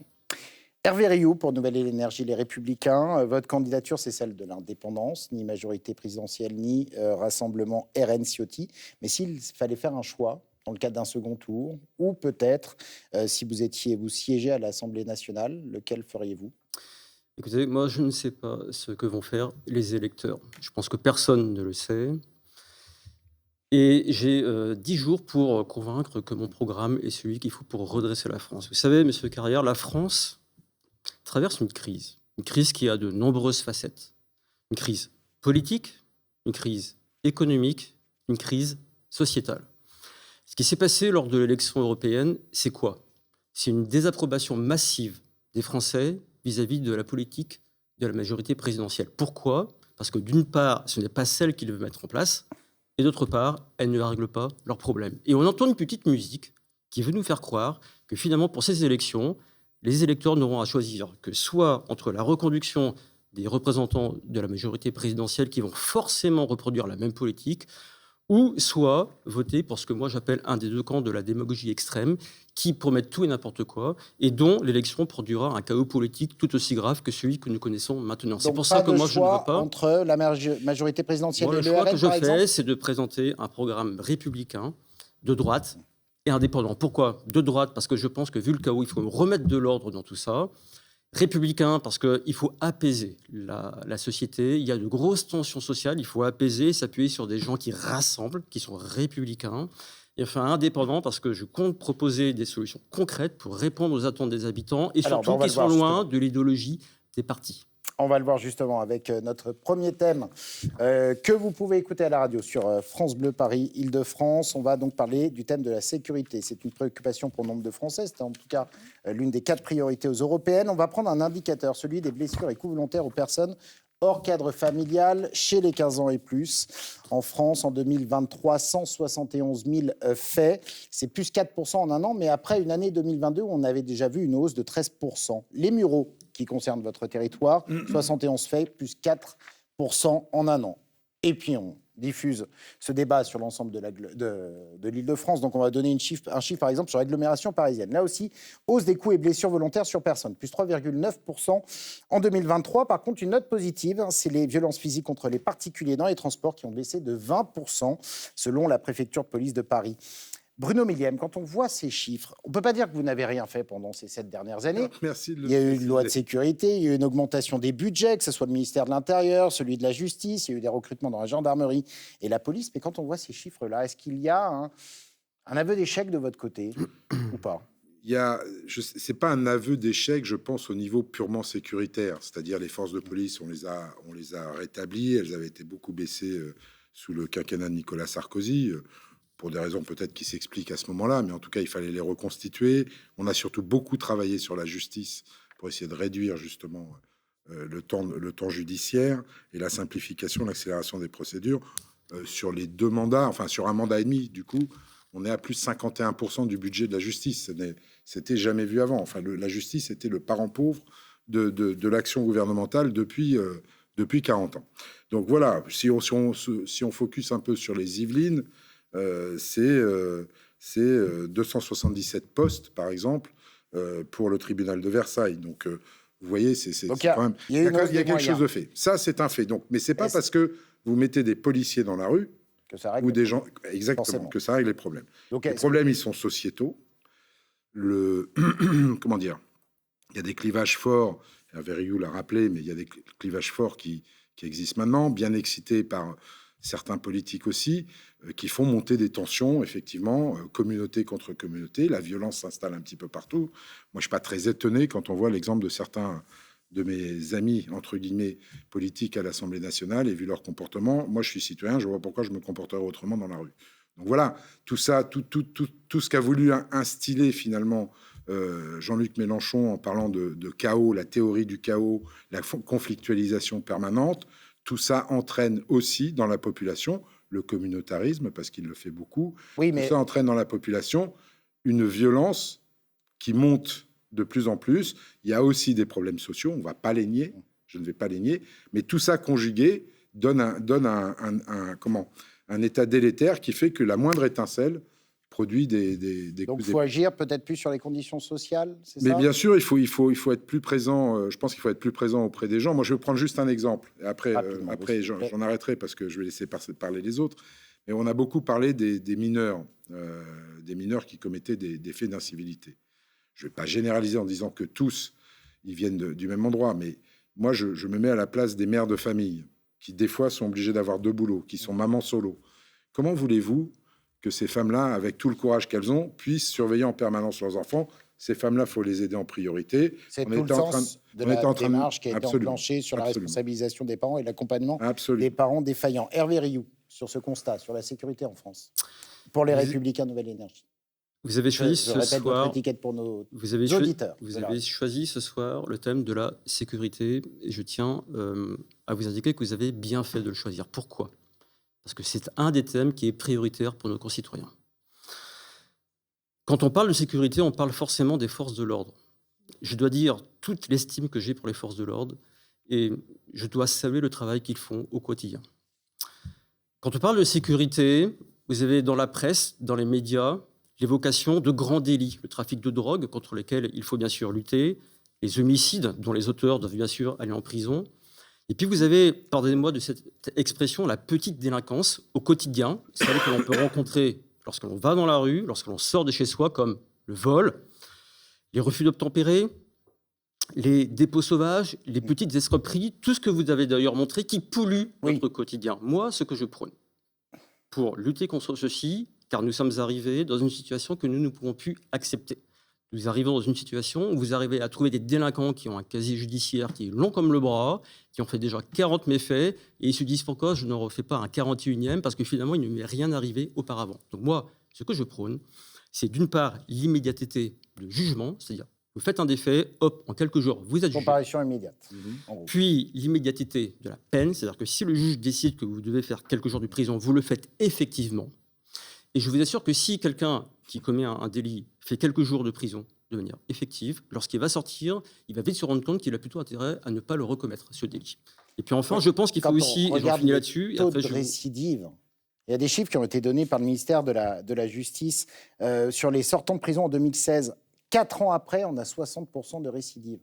Est-ce qu'il y a un sujet sur l'accompagnement des détenus vers la sortie? Est-ce qu'il y a un sujet là-dessus? Bien sûr, de prison. Bien sûr qu'il y a un sujet. C'est le problème de la surpopulation carcérale. Ah bah oui, ça joue.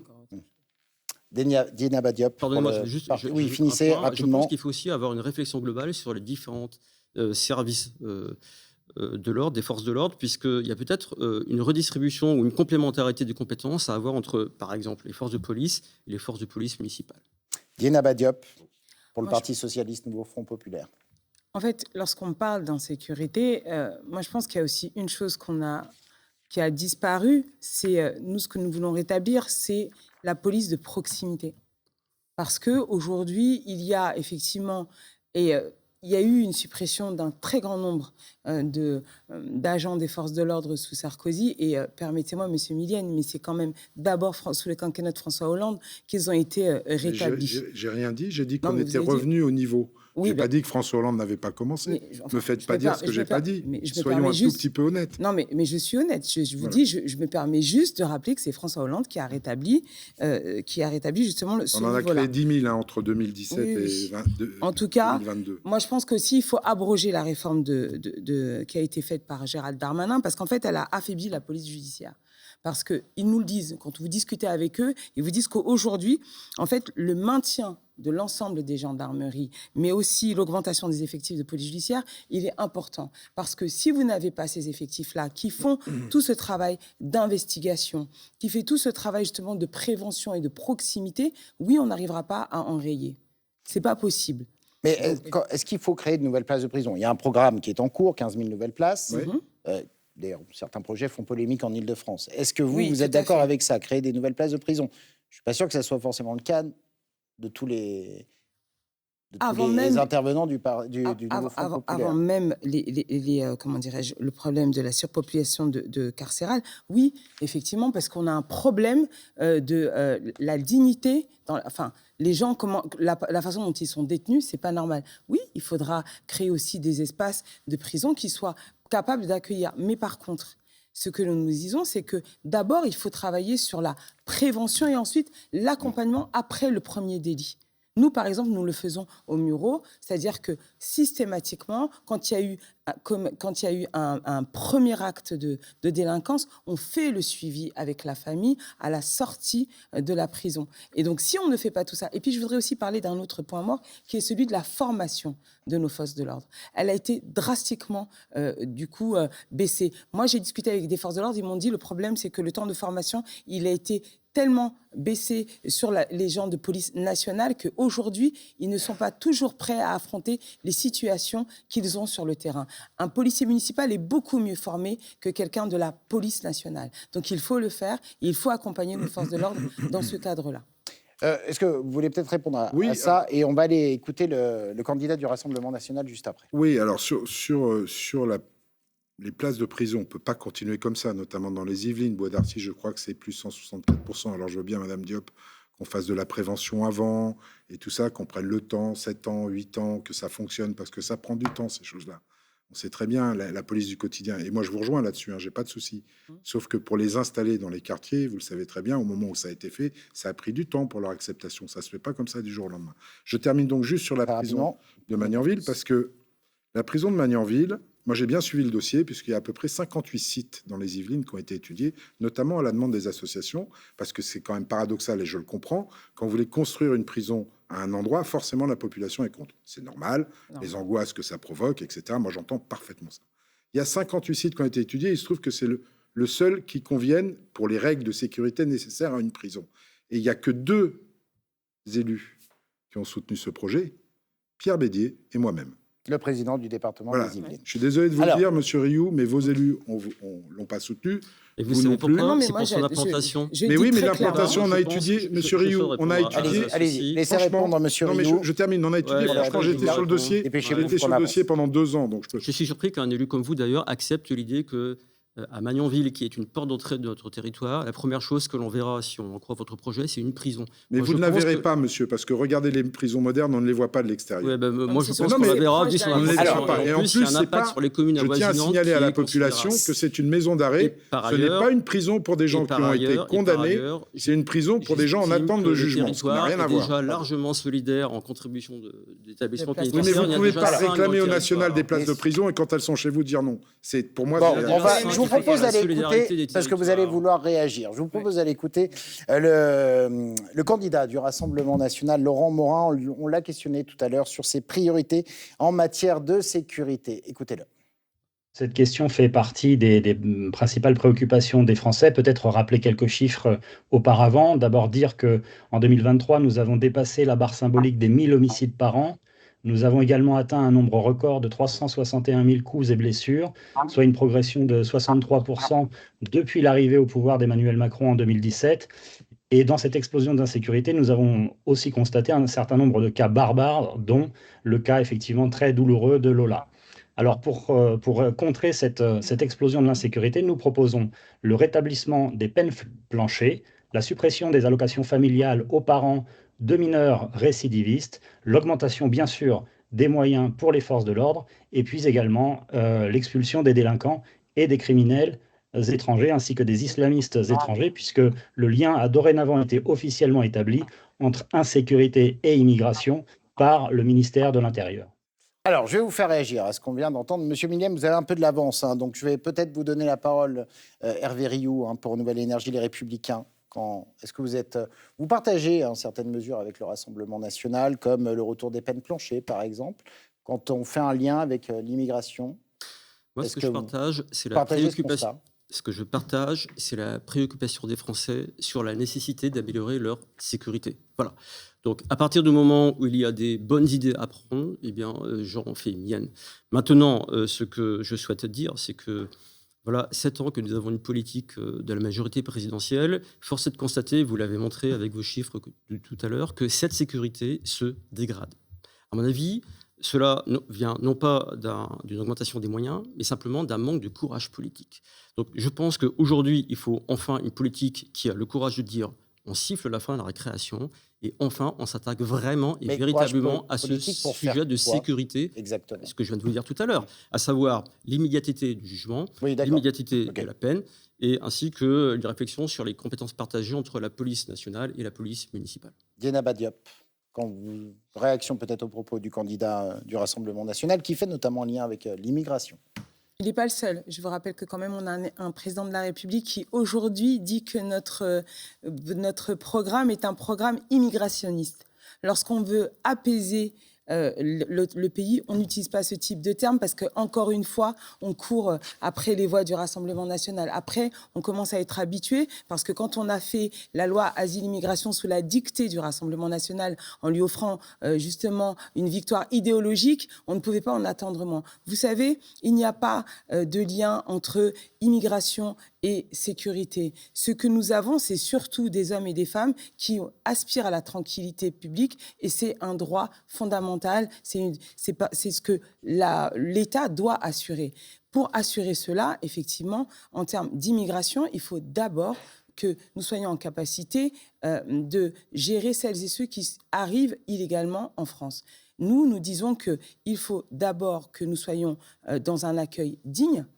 Il faut aussi que l'instruction du dossier ne dure pas trop longtemps et que, par exemple, toutes les personnes qui sont sans papier, qui travaillent, qui contribuent à notre économie, qui payent des impôts, doivent être régularisées. Mais que toute personne qui ne convient pas justement à ces critères doivent être reconduites. Mais pour ça, il faut discuter avec les pays d'accueil, il faut établir des relations. On va peut-être pas partir sur le sujet immigration qui était le sujet juste avant, mais sur la sécurité. Qu'est-ce que vous répondez quand on fait un lien avec l'immigration? C'est ce que faisait le candidat du Rassemblement national. Mais le candidat... Et ce sujet-là a inspiré... Pour moi, c'est effectivement le fonds de commerce du Rassemblement national de dire que l'insécurité, c'est l'immigration. Il faut arrêter. Moi, je regrette simplement que... Oui, mais quand il cite le ministère de l'Intérieur... Mais non, mais il faut qu'il arrête de dire... Les chiffres sont faux. En fait, les chiffres tels qu'ils sont donnés sont extrapolés pour nourrir un fantasme. J'ai un ou deux regrets, si vous me permettez, j'ai un ou deux regrets. Parce que j'entends bien de dire qu'il faut effectivement accueillir les gens, et puis après, on traite sur notre territoire le fait s'ils peuvent rester ou pas. Vous savez qu'une fois qu'ils sont chez nous, c'est trop tard. Hein. Vous le savez quand même. Donc, je regrette que votre groupe...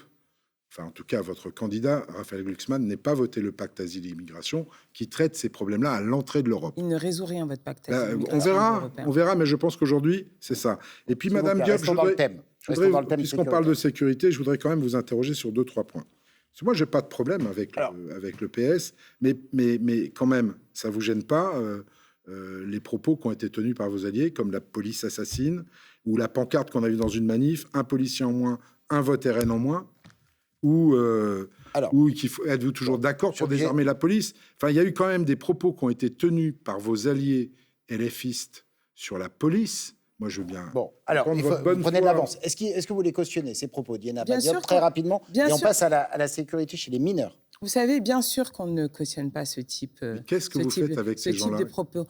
Vous savez, il y a un moment donné, c'est le président avec sa décision qui nous précipite dans une situation. Et il y avait d'autres solutions, Madame Diop. Non, il y avait d'autres solutions. Vous êtes plus proche de moi que de la France Insoumise. Non, certainement pas, Monsieur Millienne, parce que moi, je n'aurais jamais voté la loi Asile-Immigration, et c'est bien une chose qui nous rapproche à gauche, et que nous, on n'aurait jamais fait même pas une loi. La loi, elle a été complètement détricotée par le Conseil constitutionnel. Mais pour qui me prenez-vous, monsieur? Vous avez dit des choses sur la loi qui sont fausses. S'il vous plaît, je finis. Moi, je vous dis très clairement, vous savez, nous, à gauche, on a discuté sur l'essentiel. Et oui, effectivement, il y a des choses sur lesquelles nous ne sommes pas d'accord. Mais le problème, c'est qu'aujourd'hui, votre majorité, elle a été disqualifiée au soir des européennes. Y a pas de problème.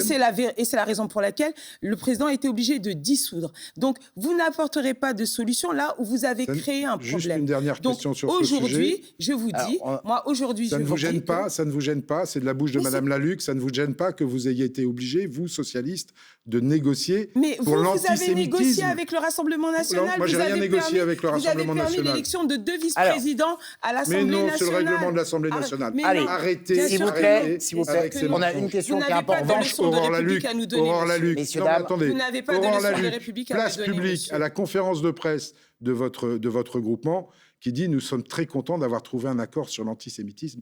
Oui. Mitterrand doit se retourner dans sa tombe.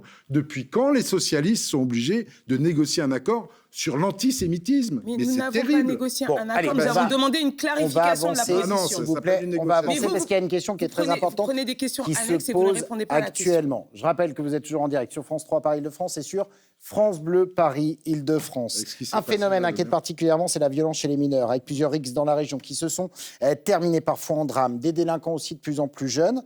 Il y a cette question qui se pose actuellement. Est-ce qu'il faut revenir sur l'excuse de minorité pour les 16-18 ans, c'est-à-dire les juger comme des adultes?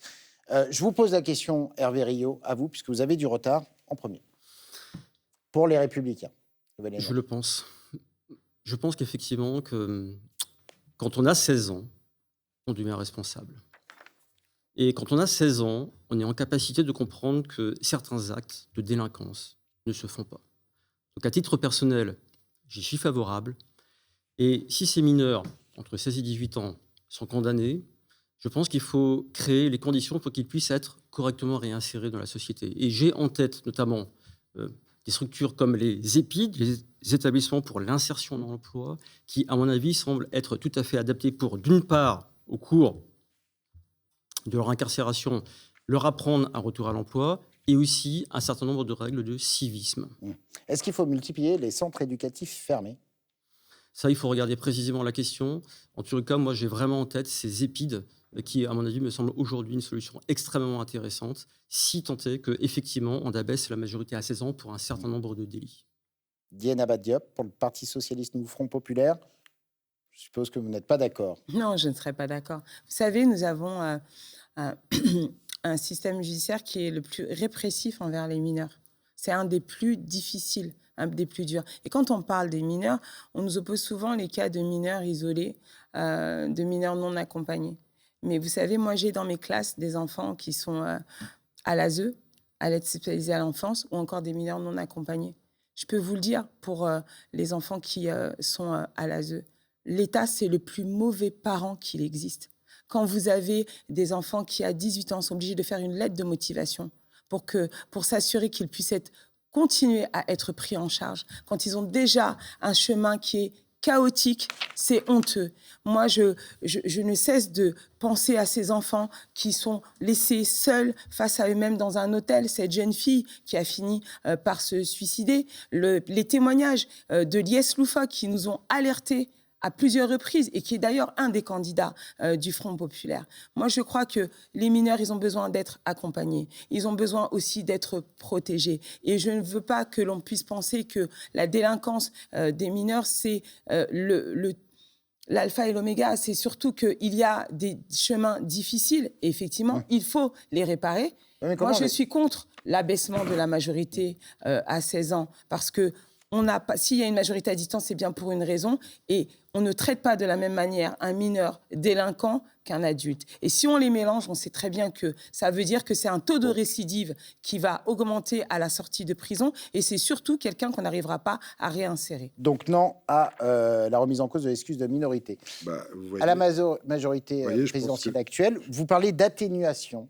Je pense que... Ça veut dire que ça sera dans quel comme cas? d'habitude, la vérité, elle est entre deux positions tranchées. Il y a de la nuance. Oui, il faut un petit peu de nuance.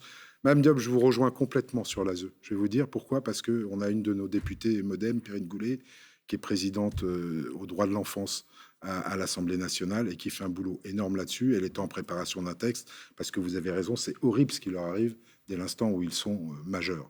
Il faut qu'on les protège de plus en plus. Il y a plein de choses qu'on ne comprend pas. Elle est en train de travailler ça sérieusement. Après, pour l'excuse de minorité, moi, je pense que vous ne pouvez pas traiter tous les cas de la même façon. Ce n'est pas possible. On voit des actes de mineurs qui commencent de plus en plus tôt avec des récidives qui s'enchaînent parce que peut-être on manque de prise en charge derrière. OK. Mais il y a un moment, il faut les arrêter, ces gens-là, parce que vous les sortirez jamais. Donc peut-être que ces gens-là, effectivement, il faut les mettre dans des centres. Je ne sais pas comment on les appelle. Il ne faut pas les mettre en prison. Moi, je ne suis pas pour la prison. Des centres éducatifs fermés, est-ce qu'ils relèvent de cela, des choses qui permettent de les accompagner, de leur faire comprendre qu'il faut qu'ils arrêtent. Et puis pour les autres moins graves, il y a des accompagnements qui sont faits, d'ailleurs très bien dans certaines villes. C'est le cas au Mureau, d'ailleurs. Je ne nie pas l'accompagnement des mineurs directement dans la ville par les services de la mairie. Il nous reste quasiment un quart d'heure de débat. On va passer à notre deuxième thème que vous pouvez toujours écouter sur France Bleu. Débat, je vous le rappelle, sur la 9e circonscription des Yvelines, après avoir parlé sécurité. On va donc parler emploi et chômage, avec quelques chiffres. Sur le taux de chômage consolidé, les chiffres consolidés de l'INSEE fin 2023, le taux de chômage en France atteignait les 7,3%. C'était 7,2% en Ile-de-France. Et une donnée qui vous concerne, la Seine-Yvelinoise, le bassin d'emploi de la Seine-Yvelinoise, où se situe notamment votre circonscription, 7,7%. Alors en un an, ça avait un petit peu augmenté. Après une petite baisse aussi du chômage, c'est reparti un petit peu à la hausse. Je vous propose de nous rendre auprès des habitants des Mureaux. Nous sommes allés à la rencontrer hier soir pour savoir ce qu'ils pensaient de la situation de l'emploi sur place. On écoute quelques réactions. De mon côté, dans mon entourage, il y a pas mal de personnes qui recherchent pas mal de travail et en vain, il n'y a pas de... On est en chute libre, quoi. Niveau travail, il n'y a pas de travail. De ce que je ressens dans la région. Pour trouver un emploi, c'est souvent stigmatisé. On regarde en fait, voilà, quand tu viens des Mureaux, c'est pas pareil que si tu venais d'un autre cadre et tout. Moi, je pense qu'il y a un petit peu ça aussi. Je n'ai pas vécu ça personnellement, mais j'ai des personnes, oui. Je viens des Mureaux, donc je ne suis pas forcément prioritaire. Voilà. Ça ne sort pas. Il devrait augmenter le salaire, le SMIC, quoi. Il nous avait promis qu'il allait l'augmenter, mais il n'a rien fait. Après, il nous dit, ouais, votez. D'accord, on vote, on est d'accord pour voter, mais fait avancer les choses. Alors voilà, quelques réactions donc d'habitants. Bruno Millenne, je vais vous donner, par contre, parlez peut-être rapidement, parce que vous êtes quand même en avance par rapport à ce qu'on vient d'entendre. On a l'impression que sur place, la situation... Bah oui, c'est pour ça. On a l'impression que la situation ne s'est pas forcément arrangée. Est-ce que vous diriez que la situation sur le front de l'emploi est quand même meilleure qu'il y a 7 ans ? Elle est meilleure parce que le taux de chômage a baissé, mais après, localement, elle n'est pas forcément meilleure. Oui, on est dans la vallée de l'automobile, il faut quand même le rappeler. Dans la vallée de l'automobile, il y a un grand projet qui était en cours, je sais, on va essayer de le réveiller, c'était de faire de cette vallée de l'automobile la vallée de l'automobile de demain, en mettant en place les filières de rétrofit. Ça traîne un peu, notamment pour faire parce qu'il y a tous les axes. Bon, il y a des difficultés à installer les entreprises. Ça fait 4 ans, 5 ans, je me bats par exemple pour réinvestir le site de Bonnières-sur-Seine, le site Saint-Ger. J'arrive pas à trouver une entreprise. Pourquoi ? Pas parce que Bonnières, c'est pas bien. J'arrive pas à trouver une entreprise parce que le site Saint-Ger est un site classé, donc ça pose des difficultés avec les architectes des bâtiments de France. Bon, il y a tout ça qui sont des difficultés. Je trouve que notre circonscription, je le dis sans aucune méchanceté, notre circonscription, même si au Mureau il y a des difficultés, il y a quand même de belles entreprises, mais notre circonscription est un peu délaissée, à la fois par les pouvoirs publics, mais aussi par les pouvoirs locaux. Parce que la compétence économique, c'est aussi la région Île-de-France. Pourtant, c'était un projet du département de redynamiser le oui, secteur. Mais on a du mal. Alors, c'est pas la compétence de la région à la base. On est sur un débat des législatives qui a une véritable portée nationale. Je vous propose peut-être, je vous redonnerai la parole après, peut-être de réagir à cette réforme de l'assurance chômage qui doit entrer, voilà, autant que je vous laisse la réponse à la fin, qui doit entrer en application par décret. Est-ce qu'il faut la conserver ? Hervé Rioux, vous êtes un petit peu en retard.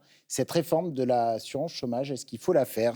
Notamment celle du gouvernement, celle qui prévoit de réduire la durée d'indemnisation de 18 à 15 mois, notamment, et de devoir travailler 8 mois sur les 20 derniers mois pour toucher une allocation. J'aimerais aussi pouvoir répondre à l'emploi, votre question sur l'emploi. Sur l'assurance chômage, bon, est-ce qu'il va être signé le 1er juillet, le décret ? Moi, je n'en sais rien. Manifestement, on nous dit que oui. On verra. En tout cas, ce qui est clair, c'est que si je mets à part peut-être un des objectifs cachés qui serait de permettre à l'État de prendre un peu des caisses excédentaires de l'UNEDIC, je mets ça de côté. Un des objectifs néanmoins très clairs, c'est de faire en sorte que les critères soient drastiquement restreints pour pouvoir bénéficier de l'assurance chômage. Vous avez cité effectivement le fait que, grosso modo, si je résume, on devra travailler plus pour être indemnisé moins. Vous avez très bien résumé. Voilà. Donc moi, il me semble quoi? Moi, il me semble que cela s'est fait dans la précipitation. Donc, dans ma grande sagesse, je pense que cette réforme de l'assurance chômage doit être retravaillée. Je suis professeur, dans mon jargon, je dis qu'il faut revoir la copie. Il faut revoir la copie à l'aune de 2 critères. Un, qui est de différencier les classes d'âge entre, on va dire, ceux qui ont environ de 20 ans à 50 ans, pour qui il me semble que c'est plus facile de rebondir sur le marché de l'emploi lorsque l'on cherche un nouveau travail, ou voire même lorsque l'on a pour ambition de changer de travail. Et ceux qui ont 50 ans, 60 ans et plus, qui, eux, s'approchent de leur retraite et pour qui, on le sait très bien, c'est beaucoup plus compliqué de rebondir. Et là, il faut plutôt avoir une approche protectrice. Donc, il faut avoir cette vision de différenciation entre ces classes d'âge de 20 à 50 ans et de 50 à 60 ans. Mais tout cela, ça se fera comment? Avec un accord et un dialogue des partenaires sociaux. Tant qu'on n'a pas cet accord qui s'est fait dans la précipitation, ça ne fonctionnera pas. Donc voilà pour la position du candidat Les Républicains, je rappelle, Nouvelle Énergie, Les Républicains. La position du Parti Socialiste, Nouveau Front Populaire, Diana Badiop. Nous sommes pour l'abrogation de cette réforme de l'assurance chômage, parce qu'encore une fois, on est dans la stigmatisation de celles et ceux qui sont en recherche d'emploi. On connaît la fameuse phrase du président qui dit « Pour trouver de l'emploi, il suffit de traverser la rue ». Je peux vous assurer que lorsque vous êtes en Vallée de Seine, lorsque vous êtes un jeune qui est issu des quartiers populaires, il ne suffit pas de traverser la rue. Moi-même, pour leur trouver des stages, je suis enseignante en lycée professionnel, on se bat et ça reste compliqué. Ce n'est pas en faisant les poches des chômeurs qu'on y arrivera. Pour justement être sur la protection des travailleurs, il faut d'abord, d'ailleurs on l'entend dans les questions, il faudrait d'abord augmenter les salaires. C'est pour ça que nous proposons aussi une augmentation du SMIC à 1 600 € net.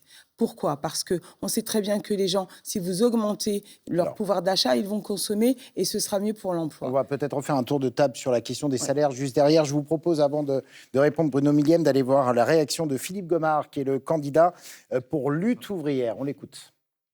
Ils se sont précipités pour dire qu'on va publier un décret malgré la dissolution de l'Assemblée nationale. Là, pour le décret, pour s'attaquer aux travailleurs, là, il n'y a pas de problème. Hein. On publie les décrets sans souci, parce que les travailleurs, en fait, on veut culpabiliser les travailleurs, on veut leur donner qu'ils soient à la merci du patronat, on veut faire plaisir à l'électorat de droite, d'extrême droite, pour dire on va s'en prendre aux travailleurs. Rassurez-vous, on ne s'en prendra pas au profit des capitalistes, on va s'en prendre aux plus pauvres. Et vous êtes toujours sur France 3 et France Bleu en simultané. Bruno Millième pour la majorité présidentielle. Je suis content qu'on parle de ce décret parce que ça va me permettre de rétablir une vérité. Un décret, de toute façon, devait être déposé au 1er juillet. C'est un cadre juridique, c'est dans la loi, on ne peut pas faire autrement. 8 mois de négociations avec les partenaires sociaux qui n'ont pas abouti. On ne va pas considérer que c'est un échec, ils ne sont pas mis d'accord. Donc le décret, c'est le décret du gouvernement, puisqu'il n'y a pas eu d'accord avec les partenaires sociaux. Il devait y avoir un décret déposé juridiquement le 1er juillet. C'est exactement ce qui se passe. Le décret ne rentre pas en application avant le 1er décembre. Laissez-moi terminer. Oui. Avant le 1er décembre. Et rendez-vous avait déjà été pris avec les partenaires sociaux pour qu'on retravaille la proposition du gouvernement. Et pour répondre à M. Rioux sur la différenciation d'âge, il y avait dans le décret d'ailleurs, à partir de 55 ans, des mesures effectivement pour accompagner les seniors, notamment une qui était importante, quand ils retrouvaient un emploi qui était moins bien payé que ce qu'ils avaient à la retraite, on compensait pour qu'ils gardent le pouvoir d'achat qu'ils avaient avant. Ça, c'était dans le décret. Mais ça demande à être retravaillé. Je n'ai aucun souci là-dessus, mais rétablissons la vérité. Ce n'est pas quelque chose qui s'applique au 1er juillet, ça s'applique au 1er décembre, c'était juridique, et on retravaille avec les partenaires sociaux. Donc ça veut dire que la réduction d'indemnisation, par exemple, ça pas forcément le cas ? Ça ne pourra pas être effectif avant le 1er décembre, et entre le 1er juillet et le 1er décembre, donc, les partenaires sociaux et l'État vont retravailler dessus. Donc pour l'instant, il n'y a rien d'appliqué. Alors, on va Ce peut-être soit faire... clair. Allez, il nous reste 6 minutes. On va peut-être faire un tour de table. Je vais vous redonner la parole d'Inaba Diop. Et puis, juste après, Hervé Rioux, Inaba Diop, vous nous disiez il faut augmenter les salaires, le SMIC à 1 600 €. En même temps, je vois aussi dans le programme du Front populaire que vous voulez rendre effectif la durée du travail à 35 heures et progressivement faire les 32 heures pour tous. On peut tout faire? On peut le faire, mais comme on a dit, progressivement. C'est-à-dire que, vous savez, aujourd'hui, une des manières aussi de retrouver de l'emploi pour celles et ceux qui accèdent au marché du travail, c'est aussi de le partager. Vous savez, quand on a fait les 35 heures, tout le monde nous a dit, d'ailleurs je rends hommage à Martine Aubry, tout le monde a dit non, ça va être compliqué, etc. Finalement, ça fonctionne très bien. Et je pense qu'il faut aussi avoir le courage de se dire qu'aujourd'hui, quand on voit le nombre de temps de récupération de travail, quand on voit aussi le temps en télétravail, etc. Il y a des métiers où vous pouvez le faire, mais il y a des métiers comme le mien où quand vous êtes devant des élèves, ça n'est pas possible. Après moi, je ne suis pas à 32 heures ou 35 heures devant élèves, je suis à 18 ou 20 heures, mais il y a tout le travail qu'on fait après. Et puis, l'augmentation des salaires, elle est primordiale. Moi, quand vous êtes une élue de proximité comme moi, les gens vous disent, à partir du 15 du mois, du 20 du mois, quand je fais mes courses, j'ai la main qui tremble parce que je ne suis pas sûre que ma carte, elle va passer. Quand vous êtes obligé de choisir entre le fait de vous soigner et de prendre un repas chaud 3 fois par jour, ça pose un problème. On a beaucoup de travailleurs pauvres. Vous avez évoqué le cas des familles monoparentales. Eh bien, c'est aussi nos camarades du Parti socialiste qui ont déposé une loi pour justement protéger ces familles qui sont fragilisées. Donc moi, je crois que le meilleur moyen, justement, de faire en sorte que les travailleurs et les travailleuses aillent mieux, c'est de leur redonner du pouvoir d'achat, pas de primes, mais d'augmenter les salaires. Hervé Rioux, pour Nouvelle Énergie Les Républicains, est-ce que augmenter le SMIC à 1 600 € et aller vers peut-être les 32 heures, c'est une mesure que vous pourriez cautionner? C'est en général une mesure défendue par les Républicains. Je n'y crois pas. Moi, ce que je crois, c'est qu'il faut augmenter les salaires, mais pas en augmentant le SMIC, mais en augmentant la valeur travail. Et moi, je privilégie une solution où on va augmenter les salaires nets, par exemple de 10%, en diminuant les charges patronales. Moi, je préfère que les patrons... Pour tous? Moi, je préfère que les patrons que j'ai été consultés payent mieux leurs salariés et payent moins le déficit abyssal de l'État par des charges patronales. Voilà ce en quoi je crois. Mais je ne pense pas... Les 10% pour tous? L'exonération des charges patronales? Mais bien sûr. Pour tous les salaires? Mais pourquoi pas? Non, mais c'est une question, c'est pour savoir. Bien sûr. Au Rassemblement national, on parle de 3 SMIC. C'est pour ça, je vous pose la question. Écoutez, moi, je vous parle de mon programme. Mais votre question, M. Carrière, merci de me la poser, parce qu'en fait, elle me permet de revenir sur ce sujet de l'emploi. Je vais vous dire le fond de ma pensée. Pour moi, un emploi, avoir un emploi, c'est quelque chose de salutaire. Parce que c'est un emploi qui vous permet d'avoir un peu d'argent, un salaire évidemment, et ce salaire vous permet d'être à la fois indépendant et à la fois en liberté. Donc il faut créer les conditions pour que tout le monde puisse avoir un emploi. Donc ça pose 2 sujets. Le premier, c'est comment on crée des emplois, et le deuxième, c'est comment on fait en sorte que ceux qui sont au chômage aillent sur ces emplois. Sur le premier sujet, comment on crée des emplois. J'ai été voir les patrons d'entreprises, des petites entreprises, des moyennes entreprises notamment, qui sont majoritaires dans notre territoire. Eux, ils m'ont dit quelque chose de très simple. Pour créer des emplois, il faut les aider en supprimant toutes les normes bureaucratiques. Il faut les aider en simplifiant la lourdeur administrative. Il faut les aider en luttant contre la pesanteur fiscale. Voilà ce qu'il faut. Et si on met cela en œuvre, ils vont créer des emplois. Si vous saviez le nombre d'entrepreneurs, si vous saviez le nombre d'entrepreneurs que j'ai rencontrés qui m'ont dit finalement préférer ne pas créer d'emplois parce qu'ils prendraient un risque trop grand, ça pose question. Ensuite, comment faire pour que ceux qui sont au chômage aillent sur ces emplois? Moi, je pense, avec tout le respect que j'ai pour nos grands anciens, que le modèle qu'ont vécu mes parents ainsi que mes grands-parents ne peut plus marcher. C'est-à-dire que vous ne pouvez plus avoir, dans les jeunes générations, des gens dont le rêve consiste à rentrer à 20 ans dans une entreprise et rester toute leur vie jusqu'à la retraite. Et vous ne trouverez plus non plus, parmi les jeunes générations, des gens dont le rêve consiste à faire des horaires 9, 12, 14, 18, 5 jours par semaine, et ça, toute leur vie, ça ne marche plus. Donc ça pose des questions pour le retour à l'emploi, sur l'organisation du travail en adaptation avec les aspirations des nouvelles générations. Et donc, les semaines de 4 jours, les week-ends prolongés, le télétravail, et aussi la réflexion sur un écosystème favorable pour les femmes qui ont le plaisir d'avoir un enfant. Allez, pour conclure, 1 minute. Ah bah ça va être maximum. Parce qu'en plus, vous êtes Non, en mais avance. le- Un millième pour la majorité. Moi, je veux bien le présidentielle. SMIC à 1 600 €, mais c'est la SMIC-cardisation de la France. Je suis désolé, c'est 400 000 emplois détruits automatiquement. Il y a une solution. Vous savez pourquoi je suis contre? Parce que, à mon sens, c'est pas ça qu'il faut faire.